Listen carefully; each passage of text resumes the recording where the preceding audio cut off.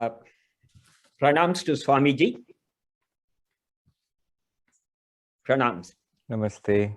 Namaste. I'll give a brief introduction, Swamiji, for a minute. Yes. Swami Sarvapriyananda needs no introduction to Bhagavan's devotees or to the spiritual seekers. Swamiji is widely acclaimed as the exponent of non-duality or Advaitic teachings. Personally, I was fortunate to listen in person his talks at the Vedanta Society, New York. It is always a treat to listen to him. Although we know Swamiji for a long time, I'd like to give a brief description. Swami Sarvapriyananda grew up in Bhubaneswar in the Indian state of Orissa. From childhood onwards, he was inclined towards spirituality and was inspired by the lives of Sri Ramakrishna and Swami Vivekananda. His family was also devotedly religious. His parents and grandparents were initiated devotees in the Ramakrishna order tradition. He has stated that his first goal in life was to become a pilot, and in the second was to find God. Thank God he went to find God only. With the second goal later becoming his only goal, Swami Sarvapriyananda joined the Ramakrishna order in 1994 and took his monastic vows in 2004. His family at first objected to his decision to become a monk, but later accepted his decision. After passing school, he completed his business management degree from Xavier Institute of Management, Bhubaneswar, Orissa. After completing his college studies, Swami Sarvapriyananda immediately joined the Ramakrishna order to become a monk in 2004. He took vows of sannyasa from Swami Ranganathananda. His guru was Swami Bhuteshananda.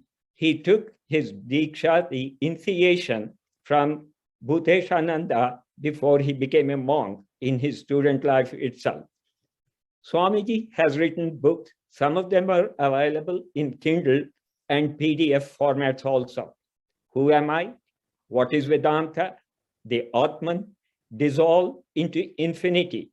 In this book, Swamiji has taken just 4 verses from Ashtavakra Gita.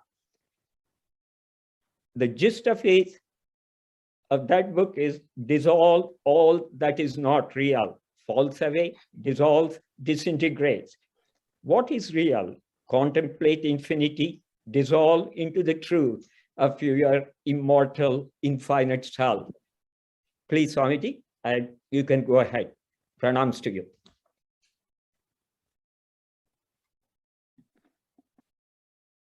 Om Asato Ma Sadgamaya Tamaso Ma Jyotirgamaya Mrityurma Amritam Gamaya. Om Shanti Shanti Shanti. Om, lead us from the unreal to the real. Lead us from darkness unto light. Lead us from death to immortality. Om, peace, peace, peace. Namaste, everybody. Namaskars to the organizers of the Jayanthi from the ashram here in New York. It is always a privilege, an honor, and a pleasure to be in the company of the devotees and the spiritual seekers who are walking on the path shown by Sri Ramana, who are inspired by Sri Bhagavan. Why is it specially a pleasure is because Sri Ramana's teachings constitute the highest, the purest, and the final teachings. Final teachings of what? Any kind of spiritual teaching possible. This is the highest, the final, and the most purest form of it. It is always a joy to dwell in truth, in its most clear, in its most concise and precise formulation. what I mean by this, an example from a Buddhist teaching I took, I will share it with you. All of these spiritual teachings are like instructions, but they are at different levels. So it is like, suppose on Arunachala, there is a needle and we have to find a needle. Now, to find a needle on a mountainside seems to be an impossible task. But if we are given proper instructions, it is possible. So the first set of instructions will be, go up on the mountain, on this side of the mountain, in this particular area, please walk up there. So with a lot of hard work, we go up to that area. Having reached that area, the next set of instructions we will get will be, go near that particular tree. There is a big rock, there is a tree, go near that. When we go near that. Now, once we reach the tree, then the next set of instructions will be, look in this particular direction near at the root of the tree. In this little area, you will see the needle. So this final instruction is pointing out the needle actually. And as we go and follow the instruction, then suddenly we see the needle with our own eyes. Now, this final set of instructions is the most precise instructions, finally pointing out the needle itself, is Sri Ramana's teachings, is the highest teachings of Advaita Vedanta, the final teachings. Before that, there is a whole range of spiritual practices. There is ritualism, there is karma yoga, there is upasana, a variety, a whole spectrum of spiritual practices are there. They are like being pointed to the mountain and climbing up the mountainside and reaching near the rock and the tree. But finally, the needle is pointed out. The final instructions about our real nature, about that which is to be attained in spiritual life or realized in spiritual life, that instruction is given in the words of Sri Ramana, in the words of the Upanishads. Beyond that, it is with our own eyes that we have to see the needle finally. So it is in our own awareness that we have to realize, it's in Sri Ramakrishna's words, bodhe bodhkara, awareness of awareness, becoming aware of awareness, the unlimited nature of our own awareness that we become aware of. So that is something that has to happen within us. We have to realize it for ourselves. We have to finally see the needle with our own eyes. But the last set of instructions is the teaching about our real nature, the core idea, the core approach of self-inquiry. So self-inquiry is at the peak of the mountain, above the teachings of karma, above the teachings of devotion, above the teachings of meditation also, is ultimately self-inquiry, which leads to a direct perception, not of the needle, of a direct realization of our nature as the Atman. Now, there are texts which were dear to Sri Ramana, like the Ribhu Gita, Ashtavakra, which was just now mentioned. So these texts and Sri Ramana's teachings are at the same level. They are the same teaching, in fact. If you look at the teachings in the Ashtavakra Gita, you find a remarkable similarity in the tone, in the height, the sublime level of those teachings. You find a similarity with Bhagavan Ramana's teachings. One thing you notice there is, in Sri Ramana's teachings and in Ashtavakra, there is no attempt at reasoning or argumentation. All those things have been done, finished, conclusions have been drawn. This is higher. After all the arguments, after all the logical reasoning, after clarity has been attained, we finally come to the teachings of Ashtavakra, the teachings of Sri Ramana. Another thing you notice is, it is in simple language. Even Ashtavakra also, it's in Sanskrit, but simple language, simple Sanskrit. It's not difficult to understand. Another aspect of both Ashtavakra and Sri Ramana's teachings is, it is samarasa. Samarasa means it is uniform throughout. Ashtavakra, you pick up the book and take up a verse here or there, you will find the same teaching. Throughout the book, the teaching is that you are Brahman. Similarly, you take up the talks of Bhagavan Ramana, you will find day after day the teaching is exactly the same thing. The highest final teaching is given again and again and again. With one philosopher called it a grand monotony.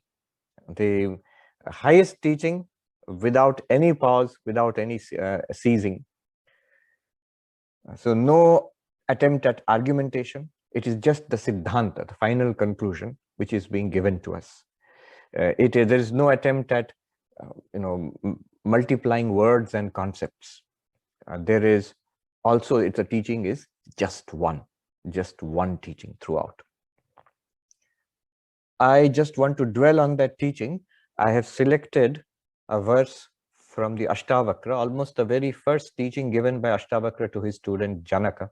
When Janaka asks, what is knowledge? Please give me. How will I become enlightened? How will I become free? So please teach me. And then Ashtavakra teaches him the fourth verse of the text of the Ashtavakra Gita, the Ashtavakra Sangita. We will take that up and dwell on that for a while. The verse goes like this. Yadi deham prithak kritya chiti vishramya tishtasi adhunaiva sukhi shanto bandha mukto bhavishyasi. Grand declaration. If one can see oneself as different from the body and rest in awareness, rest in consciousness. Right now, right here, adhunaiva, you will be sukhi, deeply, lastingly happy, satisfied, blissful, shanto, peaceful, beyond all sorrow, beyond all suffering. And bandha mukta, you will be free of bondage. The bondage of birth and death, the bondage of karma, the bondage of being embodied, all of that bondage, you will be free of it. When? Adhunaiva, now itself, here itself. So what a grand declaration. If you can see this, see what? Yourself as separate from the body, resting in awareness. Chiti vishramya tishtasi. So let's look at this a little more carefully. I think this is this final teaching, the direct pointing out of the needle, and in this case, what is being pointed out is not a needle on the side of Arunachala hill, on the mountain side, but it is something which is close to us, closest to us. It is we ourselves, our real nature. Sri Ramakrishna used to give the example of the washerman. The traditional washerman in India has, he takes your clothes to the river side and then cleans them, scrubs them with a rock, and then returns them to you. So this washerman had found a peculiar rock. It was a big diamond, but he did not know it was a diamond. He thought it was a strange, shiny rock, and he used that rock to scrub dirty clothes, to clean dirty laundry. He did not know the value of that. Now he asked his friend, who was a vegetable seller, what do you think about this rock? Do you think it is special? And the vegetable seller said, it looks special. I can give you a bag of brinjals for it, or I can give you 10 rupees for it, something like that. Luckily, the washerman did not sell the diamond. He took it to somebody else who was a little more knowledgeable, and then took it to somebody else who was even more knowledgeable. Finally, took it to the diamond merchant, who said, my God, this is the most magnificent diamond that I've ever seen in my whole life. I will give you 1,000,000 rupees for it. And so all the needs, the poverty of that washerman were removed forever because of that diamond. Now note that he always had that diamond. He just did not know what it was. The diamond had the capacity of removing all his wants, of taking him beyond poverty, fulfilling all his desires. Everything was there in that diamond which he had. Not only he had it, he did not know what it was, but he was using it daily.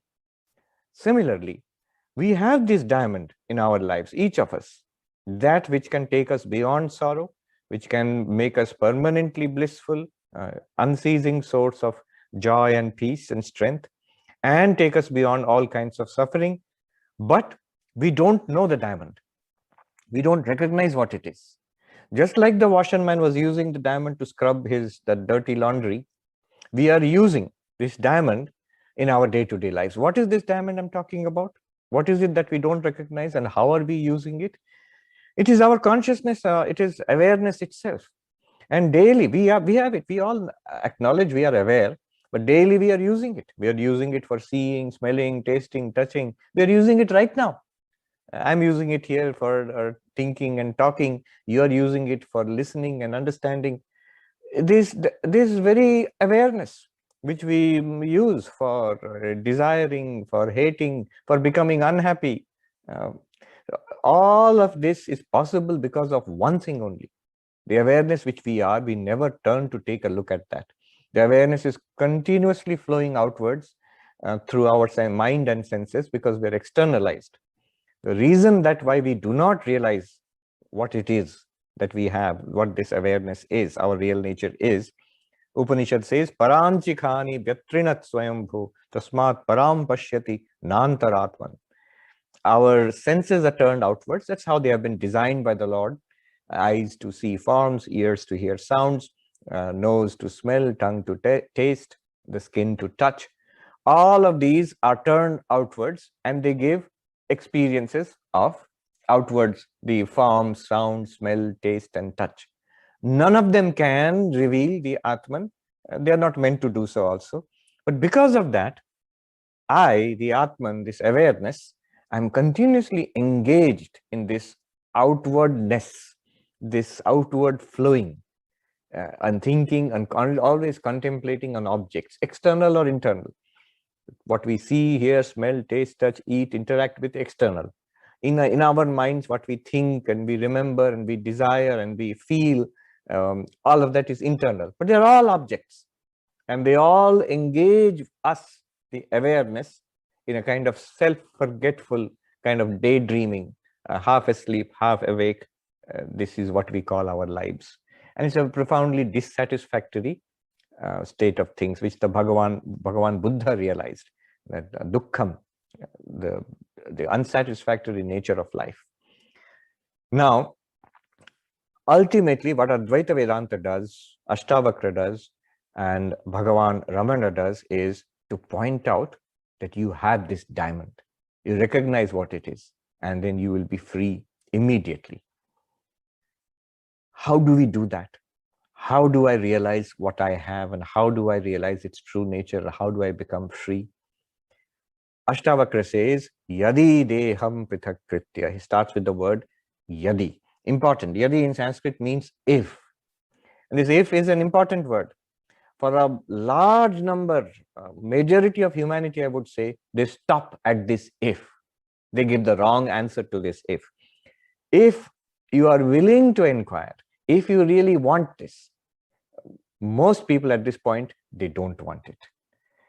There are people who are so driven by desire, so driven by external engagement.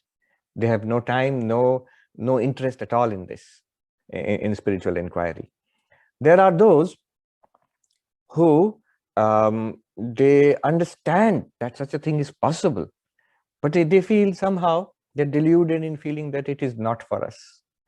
Maybe it is only for Bhagavan Ramana or Vivekananda or Ramakrishna, but not for ordinary people like us. Again, that becomes a great block, a hindrance.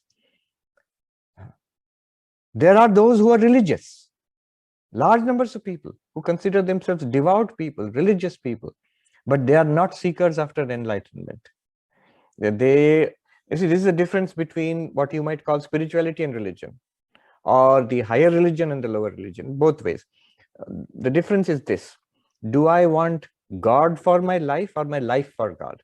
What is the goal of my life? If my goal of my life is this world itself, I want to be a little happier here, my health should be good, my job should be nice, people should behave nicely with me, things should go well with me and my family, and there's nothing wrong in desiring these things. And if this is the only goal that there is, and then I bring in God and temple and rituals to help me to do these things, then this is called God for my life. God is a convenience for my life. There are many things which are useful for my life. A washing machine is useful for my life, car is useful for my life, computer is useful for my life, So God is also useful for my life. Religion is useful for my life. It gives me a better life. Nothing wrong in it, but this is not spirituality. This is not self-inquiry. This is not the search for moksha. This is not the question which Janaka asked Ashtavakra. There is the other kind, my life for God. Not God for my life for God. What is the goal of my life? Not to earn money. That may be there, but that is not the goal of my life. The family and husband, wife, children, that also is not the goal of my life. What do I mean by goal of my life is, I know all these things, if they are there or not there, they are not going to provide me with lasting peace and satisfaction. They are not going to take me beyond sorrow. I know only one thing is the goal of life, that is, call it God realization, self-realization, Atma-jnana, Brahma-jnana, whatever you call it, that is the goal of life. If I realize that, then that becomes my central pursuit in life. Notice, I'm not saying that everything else has to be thrown away. You don't have to become a monk and go and sit on top of a mountain. A lady asked Sri Ramana, do you have to become a monk in order to become a sannyasini to become enlightened? He replied, no, mother. Then the lady immediately asked, then why are you sitting here in a cave? I mean, in the Ramana ashram there in Arunachala, you're wearing a kaupina and still living this extremely austere monastic life. So he replied, see, mother, that is karma. Your karma is that you are a housewife. You're working in the kitchen there, in the house there. You're doing your daily duties. I am sitting here in this way. This is my karma. But both of us can become enlightened. The goal is to become enlightened. The goal is to get this knowledge and become free of suffering and attain our true nature. So that is the goal. If that is the goal, then we are a seeker. Then we have answered yes. I mean, Ashtavakra says, yadi, if you want this. Yes, we say yes, we want it. And those who are gathered here, who are sitting here together and virtually, and also those who are watching, because you are watching, you come to a talk, a program organized for Ramana Jayanthi, and Sri Ramana offers one thing and one thing only, that is enlightenment, the highest thing. Therefore, we are all seekers. But let us be careful about it, let us be clear about it. We are seekers after enlightenment. We are seekers of moksha, mumukshu, mukti, God realization, Brahma-jnana. That is what we are seeking. Then what is the method? Yadi deham prithakritya chiti vishramya tishtasi. If you see the body separately, literally Ashtavakra says separating the body. Now you cannot physically separate the body. It is not that we will take a pair of forceps and pull the Atma out of the body. You cannot do that. So the separation of the self and the body, this separation is a separation in knowledge, in realization. We have to see this. And the way to see this is to appreciate the nature of awareness itself. What is awareness and what is the body? If this clarity comes in the mind, then this is the separation. This is that final instruction pointing out the needle on the side of the mountain. This is that diamond merchant telling the washerman, what is this stone? That it is a diamond. This we have to see. How do we see this? Ashtavakra himself has given the key. Yadi deham prithakritya. If you separate the body and rest in awareness, how will you do that? Just before this verse, the verse I just chanted is the fourth verse of Ashtavakra. Just before this verse, he has given the key. In the third verse of the Ashtavakra Gita, Ashtavakra gives Janaka the key. The key, he says in that verse, na prithvi, na jalam, na agni, na vayu, dyaur, na va bhavan, esham sakshinam atmanam chidrupam vidhi muktaye. Says, sir, you are not earth or water or fire or air or space. You are the witness of all of this. You are of the nature of pure consciousness. Realize this for the sake of mukti. This is the third verse. Having said this, now he goes into the fourth verse and says, if you can separate yourself from the body and rest in awareness. So, this is the key. What is the key? Whatever you are aware of, that you are not.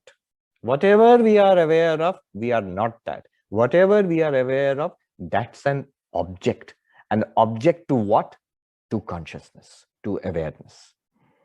I am consciousness, and to consciousness appears these objects. You see, life is a series of experiences. That is the simplest definition of life. Whatever you are, wherever we are, whatever we are doing, we have a series of experiences, whether you're spiritual or not, a worldly experience, spiritual experience, it's just a series of experiences. Now, what is an experience? An experience is consciousness plus an object. Awareness or consciousness, I'm using it interchangeably. Awareness, consciousness, chaitanyam, chit, samvit, they're all the same. Bodha. Awareness plus an object. When awareness illumines an object, we have an experience. Chit plus there's a visha, chit plus there's a jada, vishaya, you get anubhava, experience. Whatever experience that is. Notice the objects keep changing, the experiences keep changing. The experience of hearing is not the same as experience of seeing, is not the same as experience of tasting. Experience of pain is not the same as experience of pleasure. So experiences are of various kinds.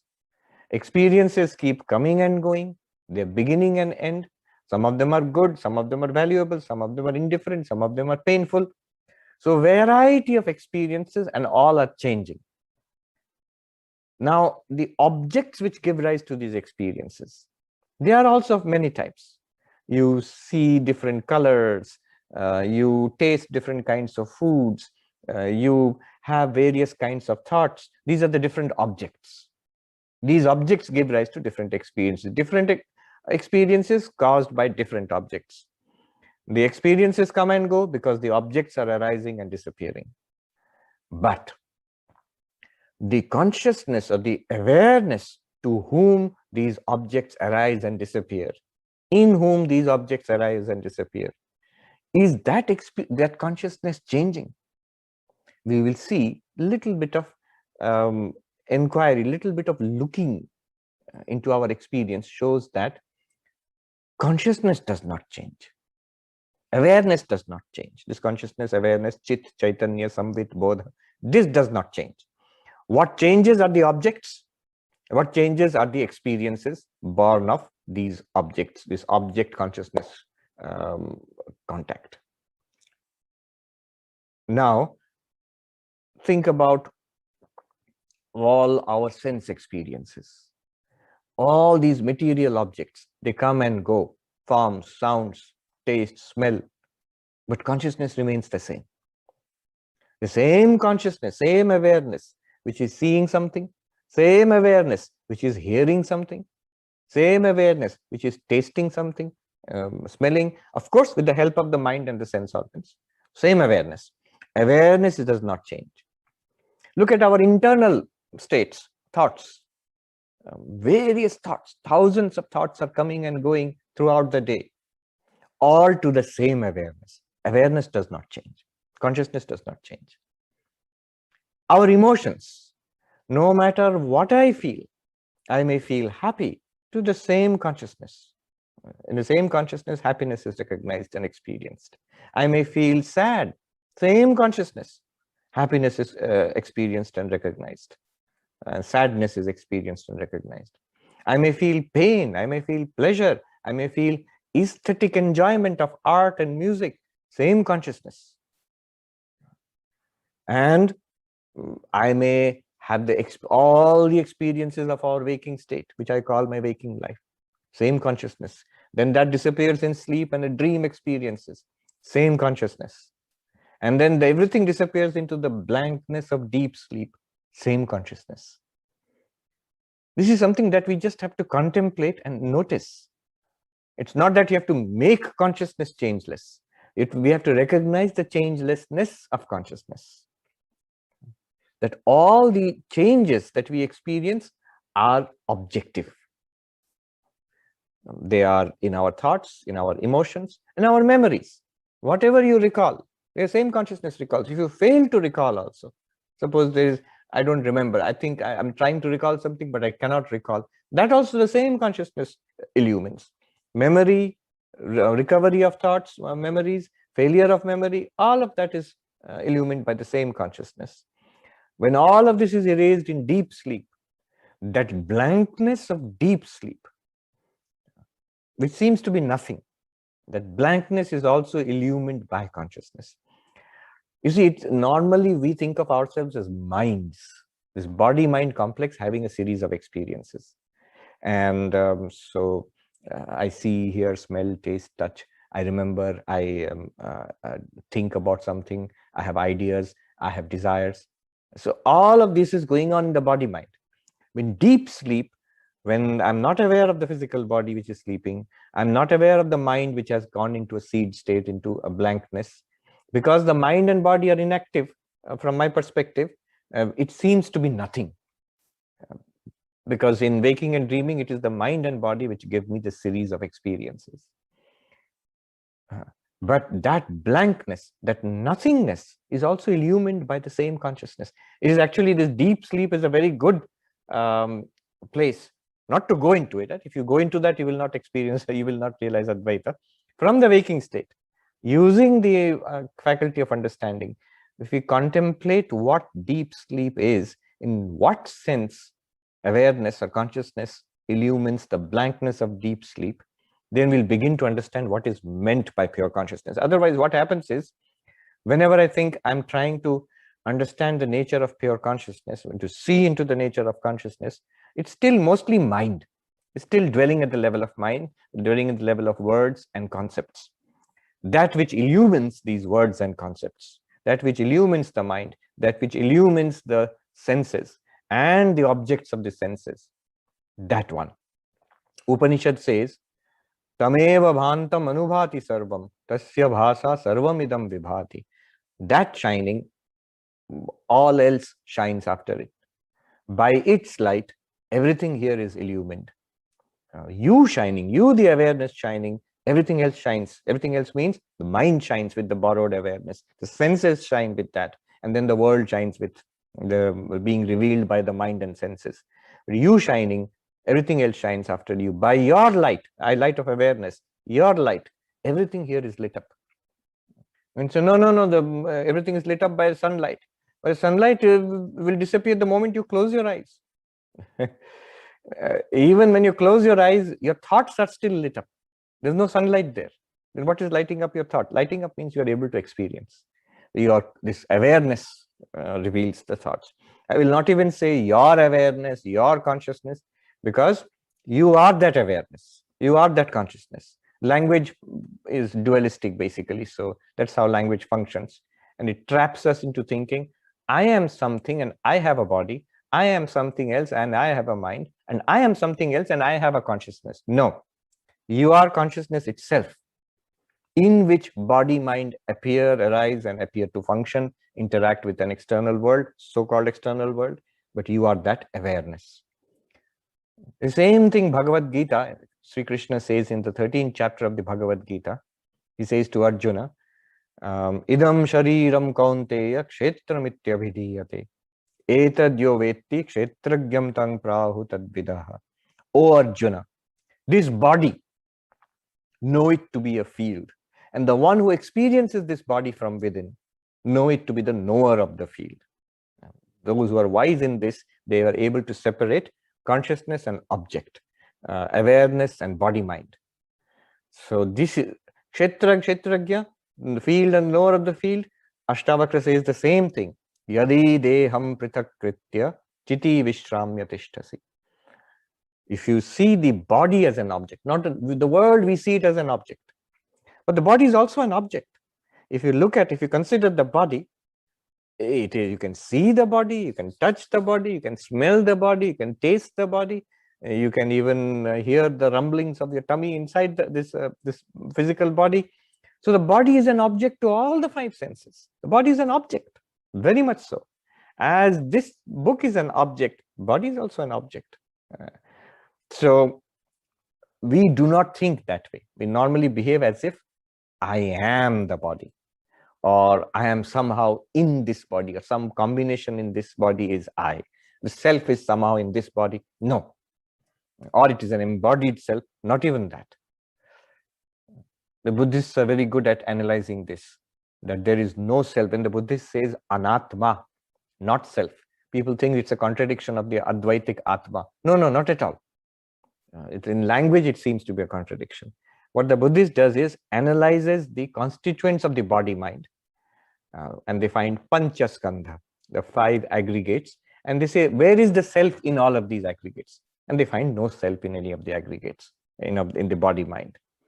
So the body is an object, and you are the subject. You are the knower of this body. The one who is the knower, that which is known, they cannot be the same thing. You are Chetana, this is Jara. You are Drashta, this is Drishya. You are the seer, the experiencer, the knower, the subject. The body is clearly an object. The body is Drishya, you are the Drashta. Drashta and Drishya cannot be the same thing. Even further, if you look further, you are aware of the body. The body is not aware of you. Very vividly, you can see. If you look at the body, if you just see your own hand, notice what is the experience like. I am aware of the hand. Or in awareness, in I, the awareness, there is an object, the hand. It is not the other way around. Hand is aware of awareness, or hand is aware of you. No. You are aware of the hand. You are awareness, a hand is an object. Not just the hand, this body, whole body is not aware. You are aware of it. In Sanskrit, Chetana Jada. And this body is continuously changing. From birth to babyhood, to childhood, to youth, to middle age, old age, and then dead body. Body is continuously changing. And you are the one who experienced the baby's body, the child's body, the youth's body, the middle-aged person's body. And take it for granted that when the body dies, you will still experience, I am still there. This body is a dead body. I am not the body. The body is savikara, continuously changing. Because of these reasons, you are not the body. You don't have to extract yourself from the body. You are already not the body. You have to see that you are not the body. How are you not the body? Drishyatvat, because the body is a drishya. You are the drashta. Jadatvat, because the body is insentient, not aware. You are sentient. You are chetana. Savikaratvat, the body is subject to continuous change and modification. And you intuitively feel that I was the one in the changing body, experiencing the changing body. You are nirvikara. You are drashta. You are chetana. Being chetana, nirvikara, drashta, how can you be the savikara, jara, drishya body? And what goes for the body, even more important, goes equally well for the mind. The mind, thoughts, feelings, emotions, ideas, is another body. It's called the subtle body, sukshma sharira. So when Ashtavakra says, yadi deham prithak kritya, deham sthula deham sukshma deham. Physical body, even more important, mind. Mind is the source of all our troubles. Mind is the source of all our bondage. Here Ashtavakra says, you are not the mind. Notice, mind is subject to change, savikara, so many changes. Throughout the day, happy, sad, interested, bored, energetic, tired, thoughtful, excited. Mind is changing continuously. So many moods are coming, so many thoughts and memories are coming and going, desires are arising and disappearing. This is the mind, and it changes continuously. Not only that, it's an object. You are aware of it. It is drishya. Are we not aware of our own minds? If there is pleasure, who is more aware than me that I am happy? If there is pain, who is more aware of it than me than that I am sad? When I say I am sad, there is sadness in the mind and I'm aware of it. So contents of the mind, we are aware of it. It is drishya. We are the drashta of it. It is jada. Now jada means insentient. This has to be understood. Because normally the mind is full of awareness. It is irradiated with awareness. If anything is aware, is conscious, we will give the example of the mind. In consciousness studies, modern consciousness studies, they actually do not study consciousness as understood in Sankhya or Advaita. And what they study is the mind. The mind is a peculiar mixture of vrittis, movements in the subtle body, and reflected consciousness, the Chidabhasa. That mixture is what is studied in modern consciousness studies. But it is not aware in itself. It borrows consciousness or reflects the consciousness of the Atman, or the Atman, which is consciousness, is illumining the mind, and that reflected consciousness illumines the world. It's like sun and the moon and the earth. At night, suppose the earth is lit up by moonlight. But we know from our school studies that there is no light in the moon. The moon is borrowing sunlight. Sunlight is reflected from the moon and it lights up the earth. Similarly, the mind, which seems to be so aware, you have to look into your own mind and see it's aware. But this awareness is a reflection, a borrowing of awareness itself, the Atman itself. The consciousness there is borrowed, and that consciousness, reflected, borrowed consciousness, is now used to light up, enliven the senses and experience the world. Just like moonlight lights up the earth at night.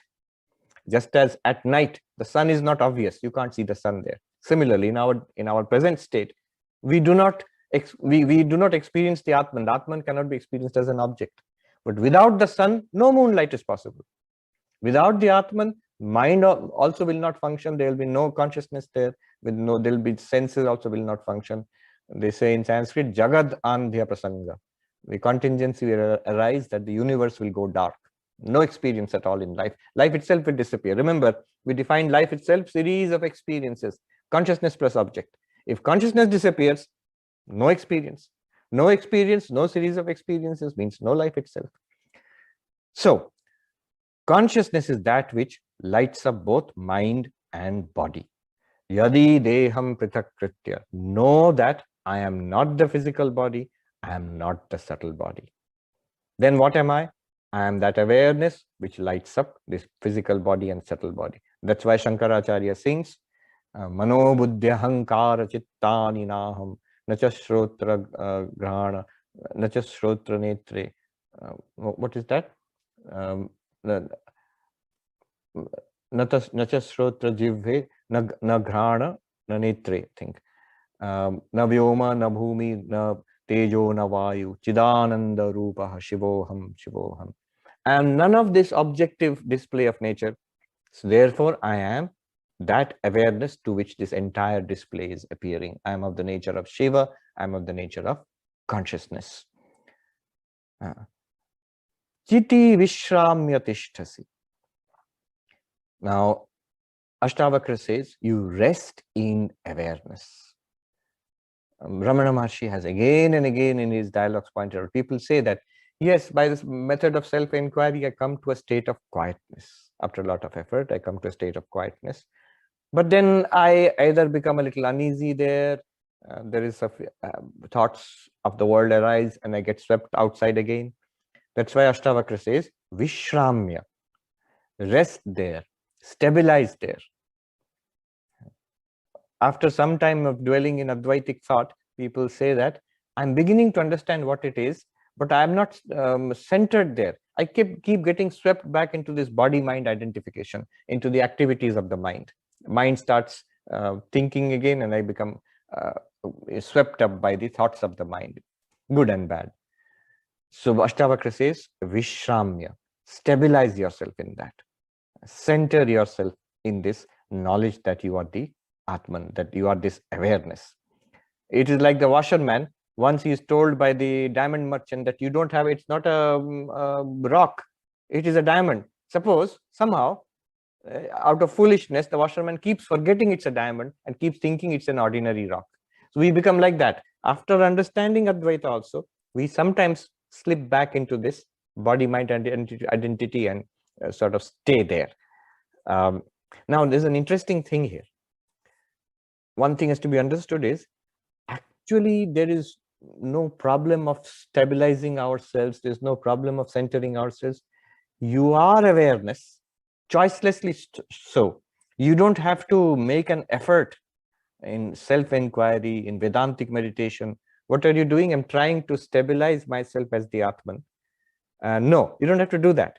You are stabilized. It's like the wave. It realizes that I am water. And then next it says, I'm trying to stabilize myself as water. Well, you are water. When you did not realize it, you were water. When you have realized it, you are water. When you feel that my realization of my water nature is shaky, you're still water, not at all shaky. Similarly, we are awareness. That will not change. That is vastu sthiti. That is the nature of reality itself. And whether we know it at all or not, it's still awareness. The most ignorant person out there is awareness. The one who is doing self-inquiry is awareness. The one who is fully established, sthita prajna, is awareness. And they are all equally, unshakably, choicelessly, that pure awareness itself.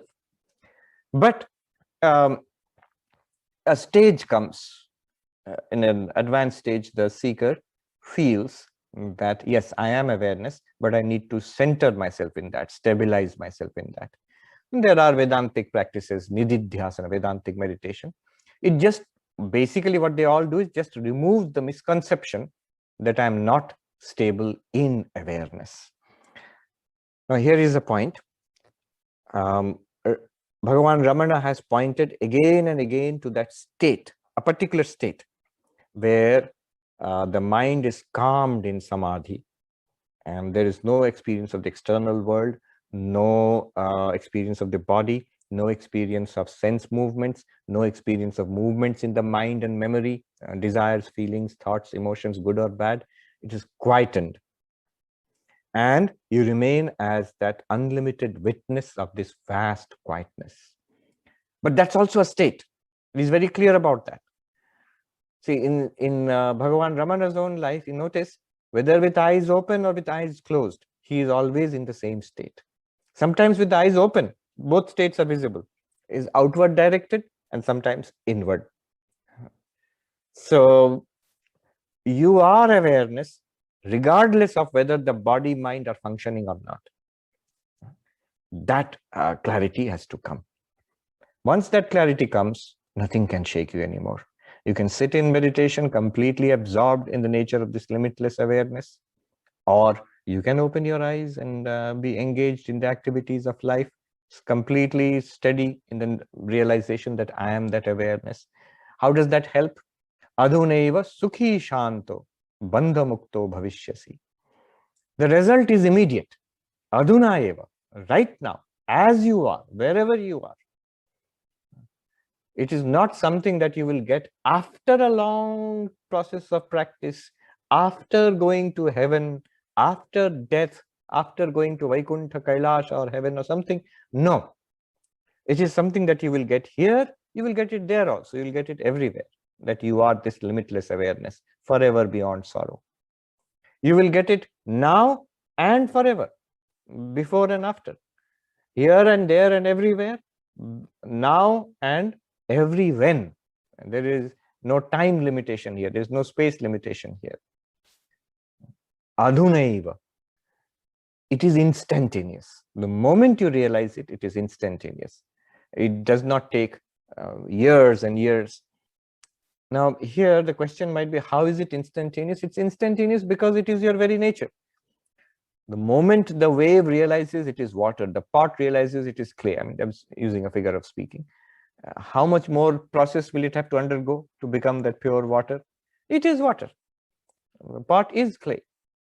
And therefore, in that sense, it is instantaneous. Yes, of course, there will be a period of preparation and there will be a period of what we might call stabilization.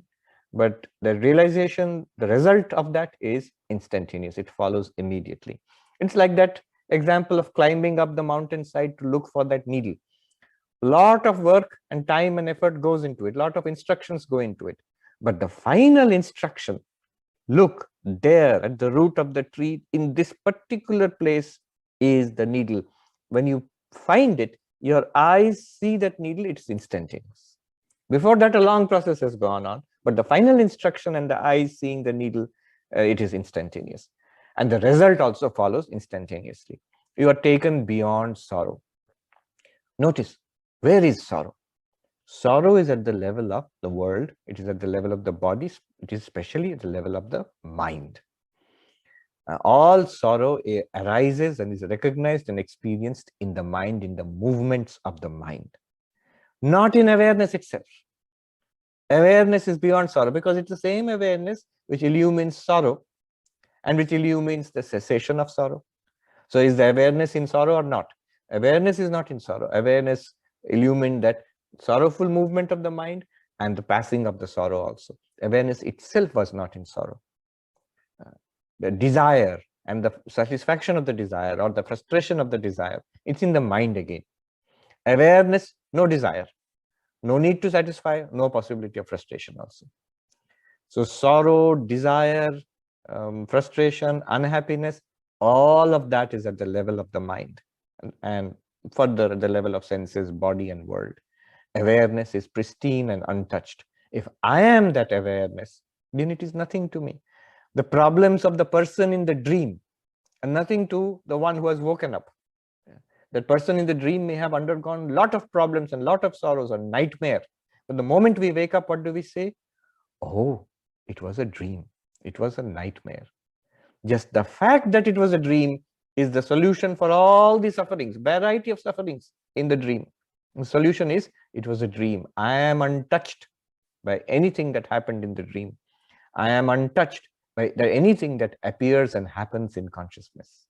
Consciousness, I, awareness, Chaitanya, Chit is untouched by the objects which appear in it. Good, bad, ugly, whatever.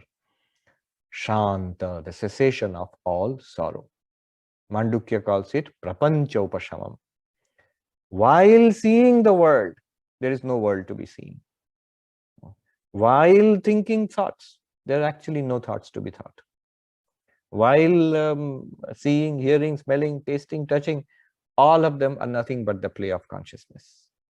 While interacting with loved ones and with people who are disagreeable, there is no loved one, no disagreeable person. It is all the play of consciousness. These are appearances in the awareness that you are. And hence, there is no sorrow. You overcome sorrow. If there are instances of misery, pain, sorrow, you can dissolve them. You can see, oh, it is an appearance in me, the awareness. In me it has appeared, in me it is playing around, this feeling of misery or pain, into me again it will disappear. It has no existence apart from me, and therefore it has no reality apart from me. Sukhi, you become happy. Ultimately, we are seeking this completion, this Purnatvam. Notice one thing, where is Purnatvam achieved in all of this? When Ashtavakra says, Yadi deham prithakritya, when you separate the body from consciousness, or consciousness is separate from the body, you realize. I am the illuminer of not only physical body, but also subtle body. Body and mind are illumined by consciousness. But now we must ask the question, consciousness and the body-mind, what is the relation? Are they two separate entities? Sankhya would say yes, Sankhya philosophy. Yoga philosophy would say yes. But Advaita says no. They are not two separate entities. It is true that consciousness is separate from body-mind. But body-mind is not separate from consciousness. This is something to be understood. It is true that when you say consciousness and body-mind are separate, it is not like you put peanuts in a bowl and the peanuts are separate and the bowl is separate. Not like that. Not that consciousness has been put in a body-mind. Rather, it is like clay and pot, gold and ornament, wave and the ocean, a wave and the water. It is true that the water is separate from the wave. What do I mean by that? Water can be a wave, water can be a bubble, water can be a water vapor, it can be water in your glass or in the pot. It need not be a wave. But the wave has no choice about it. The wave has to be water. The wave is not separate from the water. Similarly, ornament is not separate from gold, but gold can be anything. Similarly, the clay can be just clay. It need not be a pot, or it can be a jar or something else. But the pot or the jar is not separate from clay. Similarly, Advaita says the consciousness, awareness, Chaitanya, it is separate from all that it experiences. But that which is experienced, the object, is not separate from consciousness. Rather, it is the play of consciousness itself. The world, body and mind, they appear to consciousness, in consciousness, as nothing other than consciousness. They appear as other than consciousness, but they are nothing other than consciousness. Just as in a dream, in our dreams, when we see other people in the dreams, I am walking around somewhere, meeting with people, and there are chairs and tables, tree and sky and earth, and they all seem separate from me. But when I wake up, I realized all that tree, earth, chair, table, persons were appearing to the dreamer. They were appearing in the dreamer, and they were nothing other than the dreamer. There were no real table, chair, persons there. It was the dreamer alone, the dreamer's mind alone, which appeared as all of that display. All the display of this universe, including body and mind, is an appearance of you, the consciousness. You yourself are appearing as your own universe. You yourself are appearing, yourself, capital S, are appearing as every person in your dream, in this dream of samsara, as every object, big and small. Yourself means not the body mind, the capital S, as awareness. Awareness is appearing as its own object and illumining its object, giving rise to the series of experiences we call life. When we realize that, we attain true happiness. Sukhi. Adhunaiva sukhi shanto bandha mukto bhavishyasi. This is called freedom. Same experience of life. When we do not know ourselves as the Atman, it is called samsara. Same experience of life. When we know ourselves as the Atman, it is called nirvana. Both samsara and nirvana are appearances of the same consciousness. In ignorance, the same appearance is called samsara. In knowledge, enlightenment, the same appearance is called nirvana, moksha, bandha mukto bhavishyasi. So we have almost run out of time. In this analysis, we saw Ashtavakra giving the same teaching as Sri Ramana, who is the modern Ashtavakra, who has given the same teaching in our age, the highest teaching of non-duality, where you first see that body-mind is not you. I am not the body-mind. It is an appearance in me. And I rest in awareness. Rest in awareness means I choicelessly, with clarity, know that I am nothing but pure awareness, pure consciousness. Not mind and consciousness, pure consciousness. Not moon and moonlight, sunlight. So I am that pure consciousness. And then I realize that body, mind, and universe are appearances in this pure consciousness, are objects in this pure consciousness. That object has no existence apart from that pure consciousness. So actually, what is there? What is reality? Pure consciousness and pure consciousness alone. Ekam eva dvitiyam. You and you alone. You are one without a second. One alone without a second. It appears, the universe appears to be different from you and will continue to appear to be different from you. But the knowledge of this one undivided, non-dual consciousness which I am, this will show me this very universe will now become moksha, it will become nirvana. This is the teaching of Ashtavakra, this is the teaching of Bhagavan, and by the grace of Sri Bhagavan, let this highest enlightenment come to us all.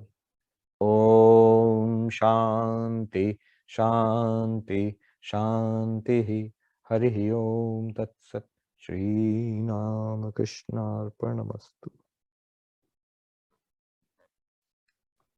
Pranam Swamiji, can we ask a couple of questions? Or sure, if you've got time. Okay, we have plenty of time, Swamiji.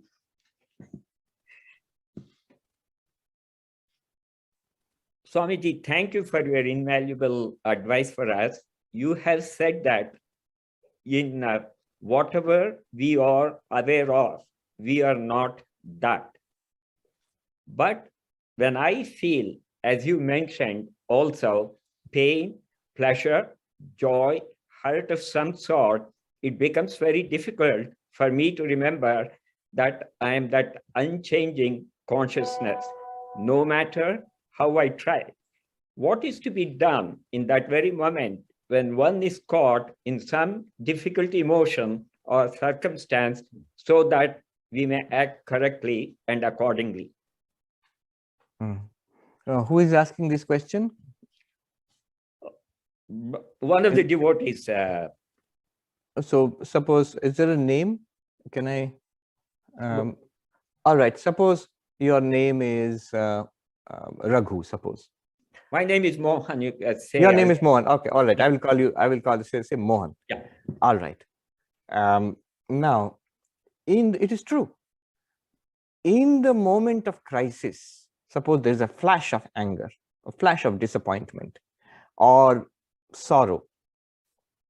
I am the witness of this body mind. In the mind, there is sorrow or anger. In me, the awareness, there is no sorrow or anger. It's difficult to do that. It's no doubt. But let me ask you the question. When there is sorrow, when there is anger, when there is some negativity, is it difficult to understand that I am Mohan having this anger?